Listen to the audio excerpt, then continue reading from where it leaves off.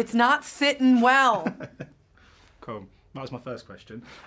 My second one what's it like watching yourself on screen in this instance? Because obviously it's definitely you, and you can tell it's you, but obviously there's been a lot of modifications. Your eyes are obviously a lot bigger and stuff. And I was wondering, because I imagine actors, when they watch themselves on screen, there's always that sort of sense of being dread, finding it difficult. But did you still get that with this? Because it almost felt like a different version of you. I did still get that with this, actually. Before I even got the role, before I even started shooting the role, John said, I'm making this promise to you. You will see your performance up there. I said, okay, great. Flash forward 3 years, I finally saw my performance up there, and after the movie, I said, it's brilliant. It's so wonderful. It's surreal to see myself up there. You managed to capture my essence. Just one thing, there was that part on the kissing bridge, and my mouth is doing that like annoying thing I do in every movie. I notice I'm doing that stupid mouth thing. He goes, wow, we really kept our promise, because you are critiquing your performance as if this is just like another practical job. You're critiquing it through the CGI model, so I think we did our job. It's like, oh. Because let's say I'm an idiot. I am an idiot. So as an idiot. Oh, cool, me too. Yeah. So how did this work? Tell me like I'm an idiot in terms of like how you shot this. I mean, obviously I'm assuming a bit of motion capture was involved and stuff. But obviously you sound like Denzel in Philadelphia. No. Explain this to me like I'm a 3-year-old. Yeah, basically Yeah. Please do. Okay. Alita, Battle Angel. Wear suit. Well, you're not like a complete moron. No. I wore a performance capture suit. Yeah. You've seen those very basic gray felt suits where they Velcro the markers on to the suit. You have? Yeah, in New Zealand? No, I went to New York and I had to pretend to be an ape. Ah, that's right. Is this the Alita experience? No, this was for Planet of the Apes. Oh, I should have put that together. I'm an idiot. So I'm wearing a suit. It's a little bit different. It was the most advanced suit ever made by Weta. Wow. So it's more like a wetsuit material. There are infrared markers lined on the inside of the suit. It zips in here and up the front. There's gloves with infrared markers, shoes with infrared markers. My hair is in a do-rag. My head is in a helmet. There's a titanium boom with 2 high-definition cameras. I exist within a volume of cameras. I'm not on a green screen or in a sound stage, but in Iron City, there are thousands of cameras strung up everywhere, thus creating a volume where the 3D model Alita can be tracked through the city. So there's no escape. And I'm always on camera. Every scene, every take, every piece of coverage, I'm on camera. Cool. I got that. Okay, good. Yeah, that's really good. Yeah. And I was wondering too. I mean, when you before signing up to this project, you must have. I mean, obviously John Landau is producing. You got James Cameron on screenwriting duties, and then you've got Robert Rodriguez directing. I mean, when you hear those people are behind it, I mean, it must give you so much confidence and faith in a project, because you know it's been left in literally the best hands possible. Absolutely. When you work with visionaries, they have this thing called a vision, and then they shoot that vision, and then you see the vision born on screen. So this is actually something quite rare. A lot of the time the vision is up in the air, it's changing, there's a shooting script, things are being rewritten. This is not the case when you work with the titans of filmmaking. Also, as a female artist, to be inducted into this honor society of strong, dynamic female protagonists that both of those men, James and John, and James and John, his producing partner, and Robert Rodriguez have brought to life. I mean, it was already a very wonderful experience to just be counted among these women, and I knew I would be protected and safe. The character, the sanctity of this strong female character would really be protected and it would shine. Yeah, because I mean, at the core of this story is actually a really quite intimate character study, which is actually really, in some ways, it's a real coming-of-age story as well. Can it be challenging to get to the emotional core of a story like that and the subtleties when you're surrounded by, like you said, kind of green screen, well, you know, when you're in that kind of setup? Can it be harder to get to the kind of human within a role? This is what I do. This is what I do all the time. There are always these things you're batting away. I mean, this light and this, microphone in your face and the cameras, your questions. But I'm here with you this is what I always do. And there are always hundreds of people swinging hammers and watching and monitors and doing their own job, but I'm always made to block all of that out and play with you and be here, be present. This is my job. And just very funny, I was reading that not only did obviously, I'm sure James Cameron have a big impact on you as an actress, but is it why he made you, well, he helped encourage you to be a vegan, is that right? Yes, he did. I'm no longer a vegan. I was going to say that Nando's. That Nando's went right in here, baby. You know, does he know? Have you told him that? Oh, absolutely not. Yeah, okay, also, he looks great, so I'm like, oh, did I make a mistake?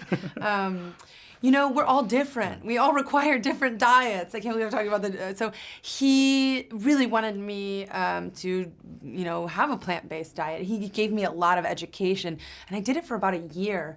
And then I learned that I have a thyroid disorder of hyperthyroidism, which when people ask me what cybernetic part would you like, I immediately have an answer now: a thyroid. Well, that was my next question. It's your second brain. It controls so much going on in your body.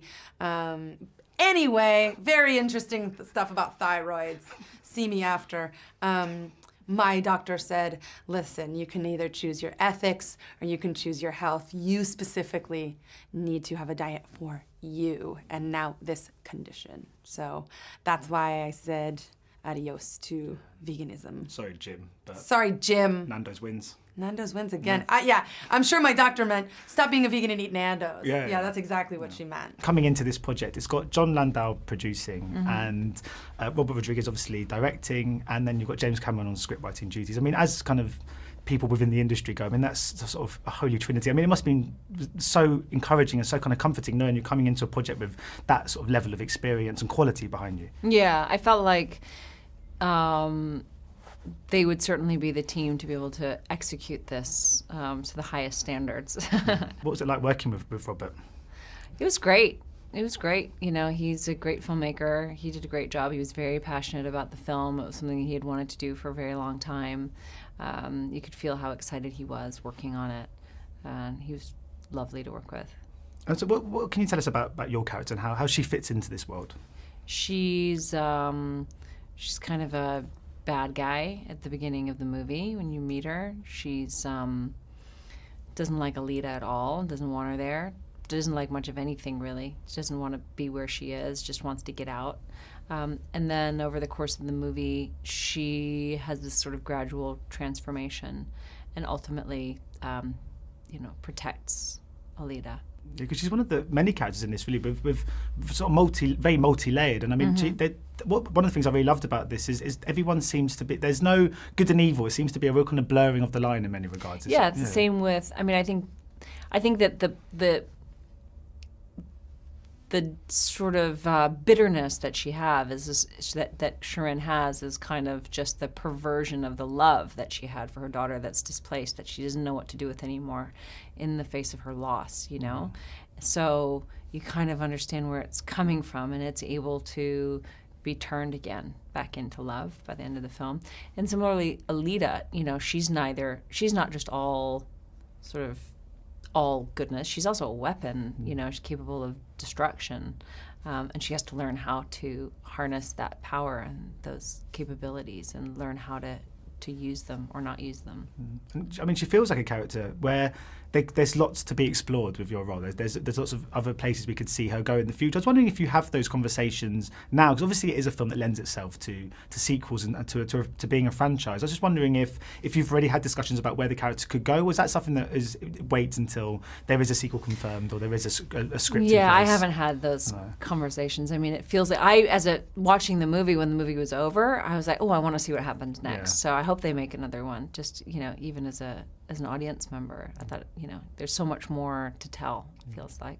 And obviously you share most of your scenes with Mahershala, and I've interviewed him before. I interviewed him for Moonlight a couple of years ago, and he's lovely. One of the nicest guys. I mean, yeah, that must he's make, so nice. When you have to work with one person primarily, it must be so helpful, I suppose, when they are as nice as he is. Yeah, it's so nice to work with, and same with Christoph. He's also such a nice person to work with. So it was I have to say that it was just like a nice time at work, you know. Everyone was great, really good actors who are nice to spend time with.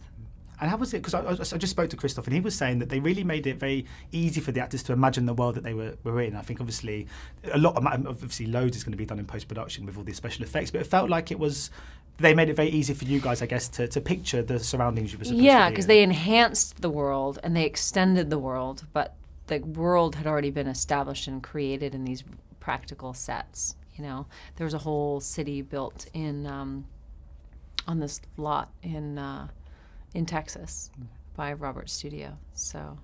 But having said that, I mean, it must be amazing to see it all put together. It's insane. I saw it I saw it a couple of days ago, and I was gobsmacked when I saw it. From the first time that you see Alita's face, it's breathtaking. Just the level of detail. You can see it even in this poster. I was just sitting here staring at the poster, like the eyelashes and the pores in her skin. I mean, it's extraordinary. Yeah. I think it's extraordinary. And I think that the way that technology fits with the real real elements in the film it really grounds that technology, and the extent to which it works is really it's astonishing. Because even as an audience member over the last sort of 20 years, the way we've seen films change and progress from our perspective, and what's it been like within the industry, being on sets and seeing the new technology being used around you? I mean, it must be so different to making films sort of 2 decades ago. Yeah, I mean, it's the stuff that they do is like there are cameras everywhere, and then there are these orbs, and they're filming the orbs, and people. I mean, I don't know how they do it, but it's, and it's amazing that you film this thing, and then, months later you see the finished product, and like I said, I thought it was extraordinary. It's so sophisticated. It's so well done. And just finally, obviously, talking about the difference between films from 20 years ago and to now, obviously there's the Top Gun sequel. I mean, how that's much? The opposite. That's going to be done very much like a movie, like the way it was made in the 80s, That's done practically. They're flying. Tom's flying. The other actors are flying their planes. Oh, wow. Because, I mean, that must have been so much fun. Have you finished shooting? I haven't finished. They're still filming, and I have another week left. Cool. But working with Tom, I mean, he's someone that gets really into his roles by the sound of things. Yeah, he's very committed and passionate, and this is a movie that's is very dear to him, and it's going to be great. They're putting a lot into it. What I've seen looks amazing. I didn't know anything really about Alita going into this, which is quite a rarity in a big blockbuster to go into a movie where it's not a sequel or a remake or a reboot. It's refreshing, right? Really refreshing. Yeah. And I'm just wondering, obviously, if that's the case for me, it's also the case for everyone else. So can you just tell me a little bit about your character and how he sort of fits into this world for people who don't know? Yeah, so Hugo, so basically, I think it's the best way to describe it is Alita wakes up in a city called Iron City, which has kind of been rampaged by war and this kind of post-apocalyptic feel that's been going on for the last 300 years. And Hugo is just he's just a normal guy who's trying to fend for himself. He doesn't have much of a family, doesn't have much of anything, but this yearning to go to this city called Zalem, which is the sky city that hovers above Iron City.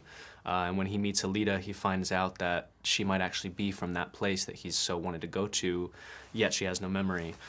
So he really wants to help her find her memory, and that could also help him, with his dreams in the future as well. Yeah, because I mean, obviously, these characters. One of the things I loved about this was every character feels like they're quite sort of two-dimensional. They've got sort of multi-dimensional. There's loads of little layers to every sort of character in this, and I think that your character's got a bit of a sort of shady background as well. He's very flawed. I mean, how important is it for you that there's no sort of, it's not just good or bad. There's a real kind of middle, sort of a blurred line in between. Yeah, I think it's a great kind of metaphor for the city and the society that everyone is in. It's like, everyone wants to be a good person, but sadly that's not always the case. These people have to do what they have to do to get by, and kind of, from what's going on in this city, some people don't even look at it as that bad, which is a sad thing. There's so much, kind of these atrocious things going on constantly that, Hugo in his mind knows what he's doing is wrong, but he I don't think he knows how bad it is until he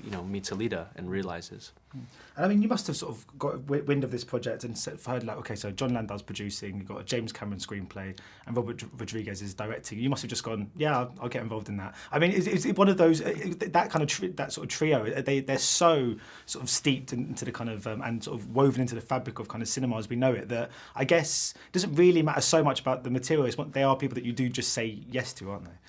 Yeah, for sure. Well,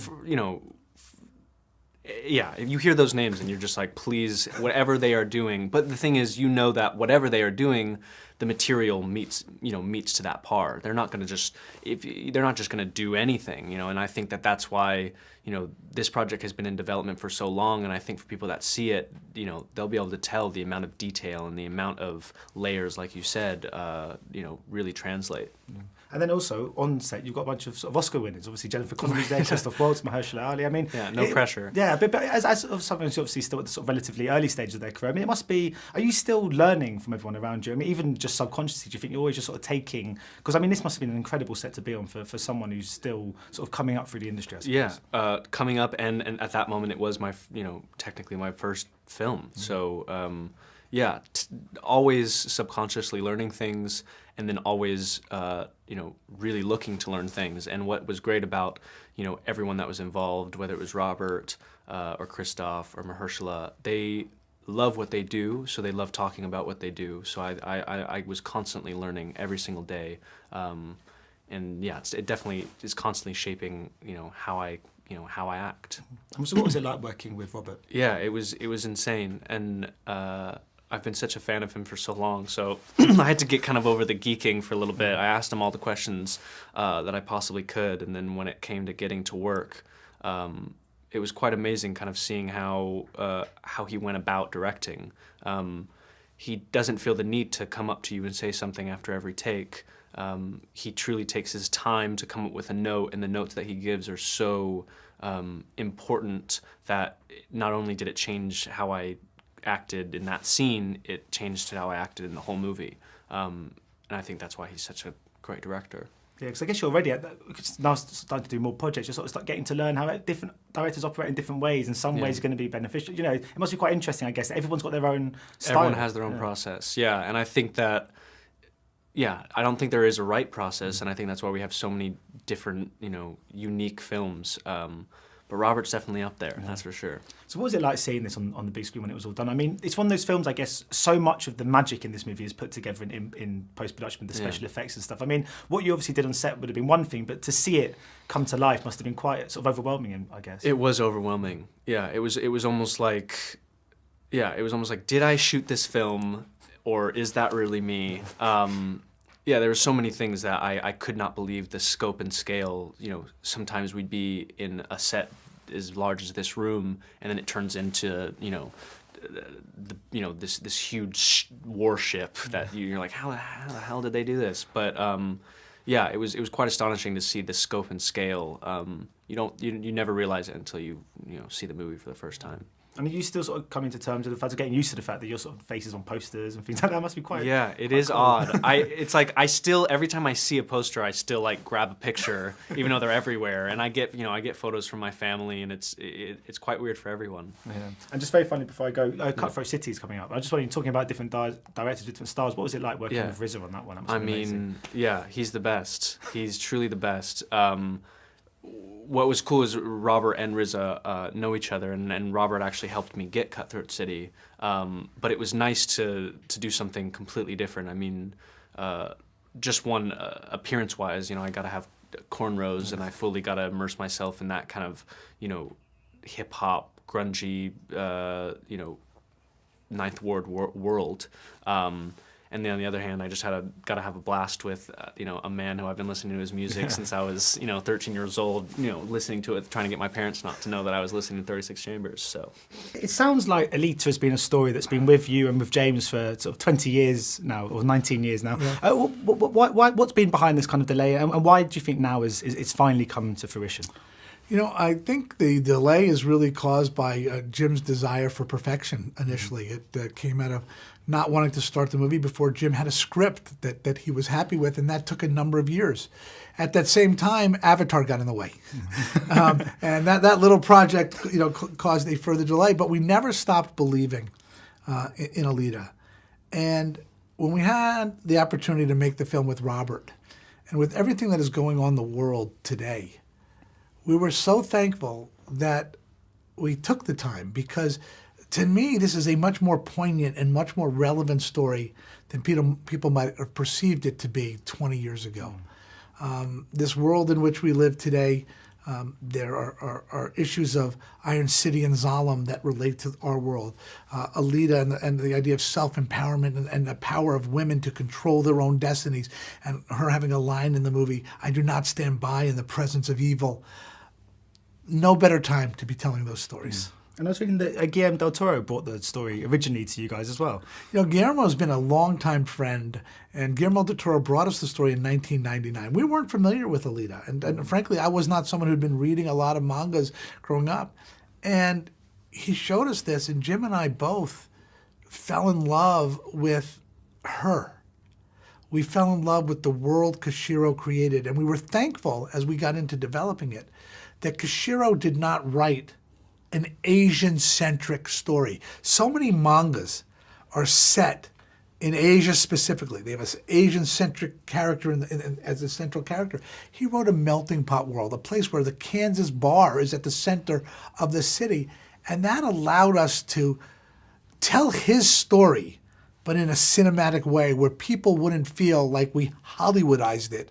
We just made the cinema version of it. And I mean, your relationship, with James Cameron is one of the great kind of collaborations in kind of modern cinema. And I'm just wondering, if you can recall when you sort of first met James, when you knew he was someone that you really wanted to work with. Well, Jim was someone I aspired to work with when I saw Terminator. Yeah. I said, wow, what an incredible, filmmaker. I got to know Jim as a studio executive. I was a executive vice president at 20th Century Fox when Jim was doing True Lies.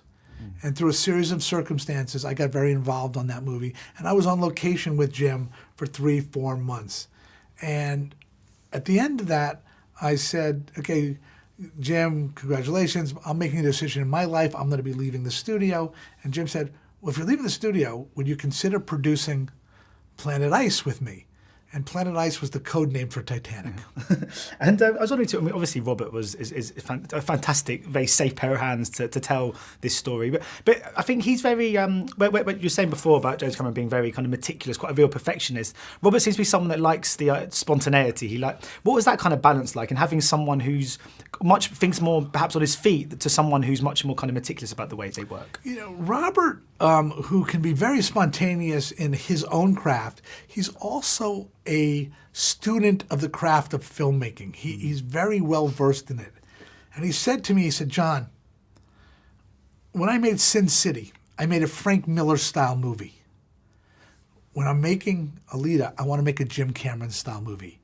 And he welcomed me, the rest of the team from Lightstorm, our designers, our editor, to help him do that version of this movie. And I could think of no more open collaborator than Robert's been on this film. Mm-hmm. And obviously, I mean, you've still, I think, Avatar and Titanic is still two of the most successful films ever. I mean, what is for you the secret to a really successful blockbuster? I think the success to any film, whether it's a blockbuster, not every movie has to be a blockbuster, is to tell stories that have themes that are bigger than their genre. Too oftentimes our industry puts emphasis on the plot. What is the plot? As opposed to saying, what is the theme? Meaning, what is the movie about? As an audience, we leave the plot at the theater and we walk away with the theme of a movie. And if we walk away with something and we're talking about it and we're thinking about it, we're going to want to return there, we're going to want to visit, we're going to want to tell our friends to go experience that. And just finally, of course, I mean, it's hard not to sit in a room with you not speak about Avatar. So I've been reading, obviously, 2 and 3 are done, but I've heard sort of conflicted reports recently about 4 and 5 not being greenlit. Yeah, I was just wondering if you've got a sort of update on that for fans. Look, I think that Bob Iger made a comment, in the press that I think was somewhat misinterpreted.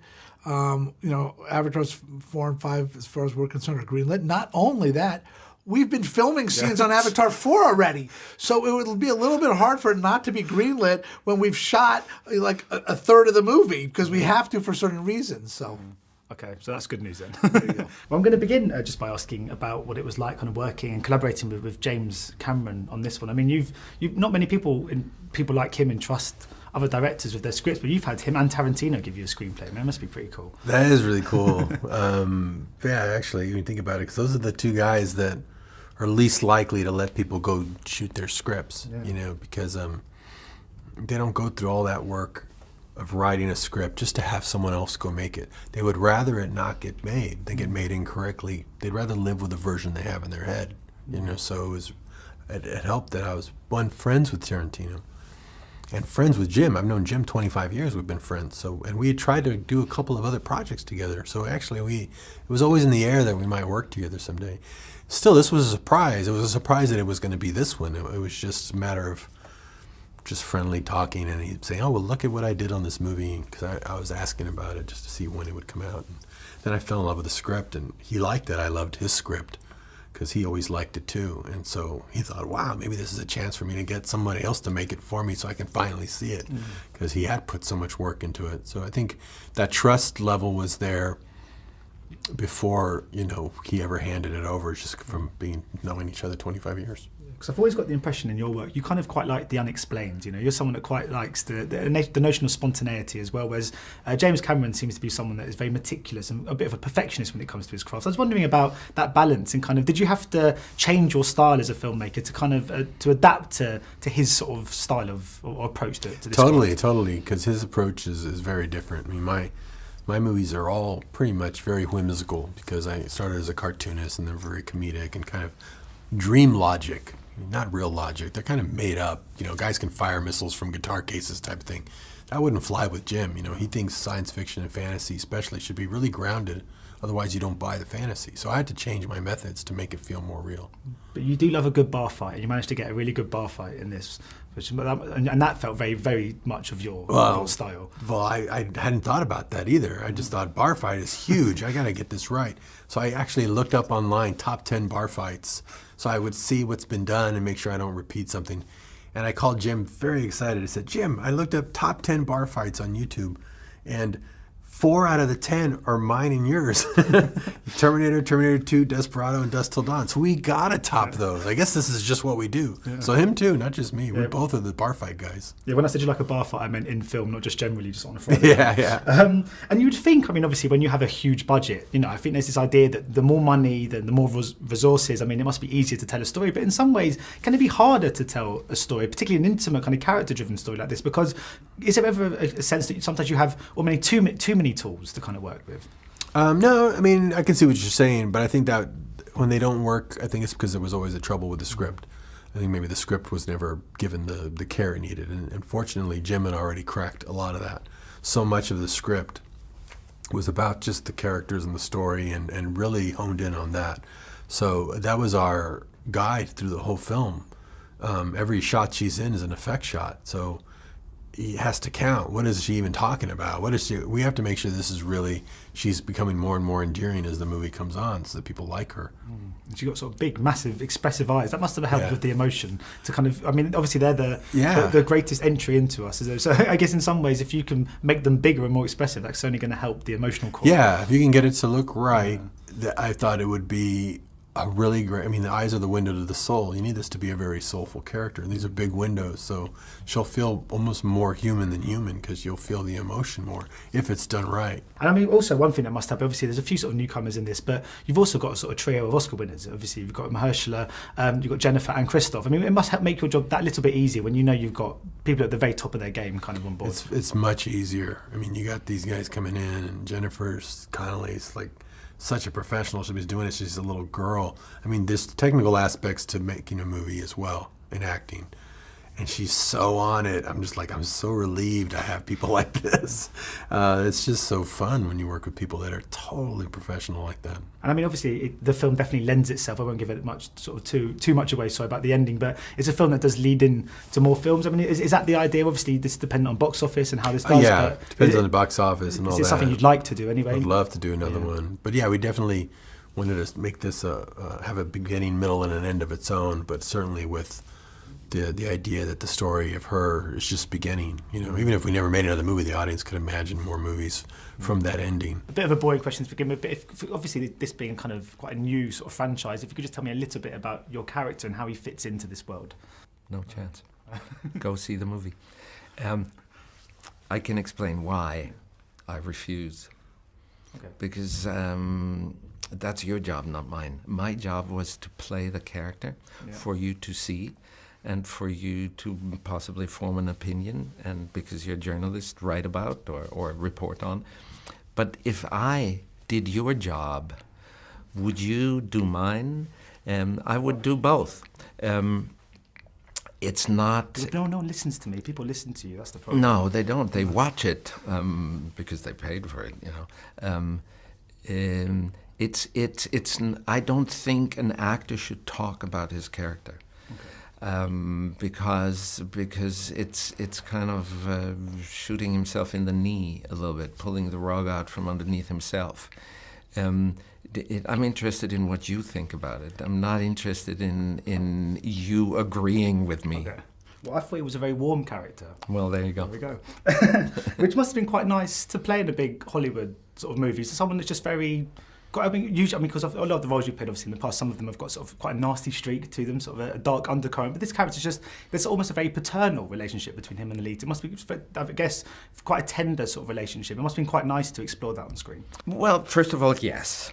And second, I do what the script requires, you know, because it's one story, and I need to do what helps the story. I can't disagree because I consider my opinion superior and say, well, I'd turn this into something else. Which doesn't mean that I can't discover stuff that maybe even the writer only wrote into the script subconsciously. But it's still discovery of stuff that's there and not invention of stuff that isn't. I mean, in regards to sort of the team behind this, I mean, obviously you've got John Landau producing, Robert Rodriguez directing, and James Cameron on screenwriting duties. I mean, it's kind of so much sort of talent and so much kind of pedigree in the industry. I guess when you do get asked to be in a movie like this, when you hear those names behind it, it must make the decision a hell of a lot easier to No, it doesn't. It makes it more difficult. Because of course I'm impressed as much as you are, and then I have to double check whether I tend to sort of fly to it, to rush to it, because I'm so impressed. It's still the script that counts, and my enthusiasm about these fantastic people could probably interfere easier with my decision than some healthy skepticism. And what's it like seeing this on the big screen? Because it is one of those movies where I imagine so much of it comes to life in post-production, where a lot of the effects are put in. I mean, I guess what you were shooting when you were on set is obviously quite different to what we sort of see on the screen. In a sense, a lot of these, obviously the effects, the kind of, I imagine there's quite a few motion captures and sort of green screen. Yeah, but the motion was there. You know, the capture is their problem. The motion is our problem. But it must have been amazing seeing it all come together. I mean, when you see it. Yeah. No, but why I'm saying that is that what we do is what we do, no matter what. And what they capture then is their problem, and especially what they do with the captured data. That's insane. But yes, of course, when you see it and when the music plays and you have it in I don't know how many channels around you, and you put your 3D glasses in. But that's audience. And we are trying to evoke that experience when we shoot. So the perspective is the other end, and motion capture or not, we still are actors who are human and do what humans do. What's it like? I mean, obviously you've been in this industry for a number of years now. Does it ever get normal seeing yourself up on the big screen in a room full of people? How's that experience? Yes, that gets normal, but that doesn't mean that, as with all things normal, that they're all alike. Yes, it's my life, and I've been doing it for a number of years, as you pointed out. But that experience to seeing myself on the screen, yes, it has become normal. And you're directing, so are you directing soon, is that right? Are you getting behind the lens? Did you notice my stare? No, I can't read it though. No. You are? Well, I can't talk about it. I know. Well, I was just going to say though, when you sort of do eventually, if you were to get around to sort of directing a piece for cinema, I guess you've worked with some of the greatest directors. I mean, Robert is another one, obviously, alongside people like Tarantino. When you are on set, do you find that you are sometimes even subconsciously learning from them, from what they do? Of course. Yeah. I mean, when I think when I stop learning, I think I should stop doing it.